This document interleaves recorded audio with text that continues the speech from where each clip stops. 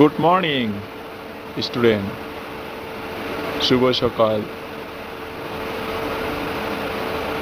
আজকে তোমাদেরকে জানাবো একটি নতুন শব্দ, যার শক্তি এত বেশি। দেখি কে বলতে পারো। আজকের নীতি বাক্য জ্ঞানী শক্তি। এই কথাটির মানে কি বলতে পারো কেউ? ইয়েস স্যার, মানে আমরা যত বেশি শিখব তত বেশি শক্তিশালী হব। রাইট, একদম ঠিক। কিন্তু কিসের শক্তি বলো তো? ইয়েস স্যার, ভালো সিদ্ধান্ত নেওয়ার শক্তি, সমস্যার সমাধান করার শক্তি।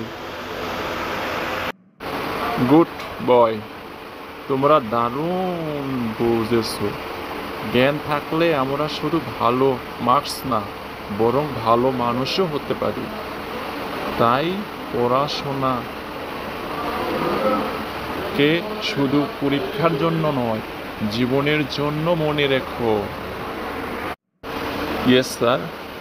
তাহলে আজ থেকে আমরা প্রতিদিন একটা নতুন জিনিস শিখে রাখবো। Good, very good. সেটাই তো চাই, কারণ জ্ঞানই আসল শক্তি। দ্য নলেজ ইজ দ্য পাওয়ার।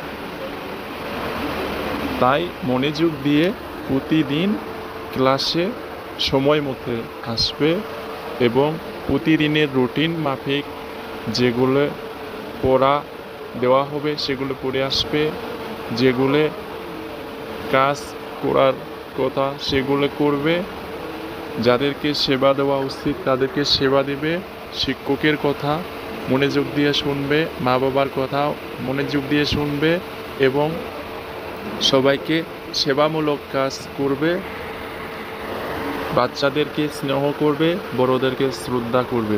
এটাই শক্তি, এটাই নলেজ ইজ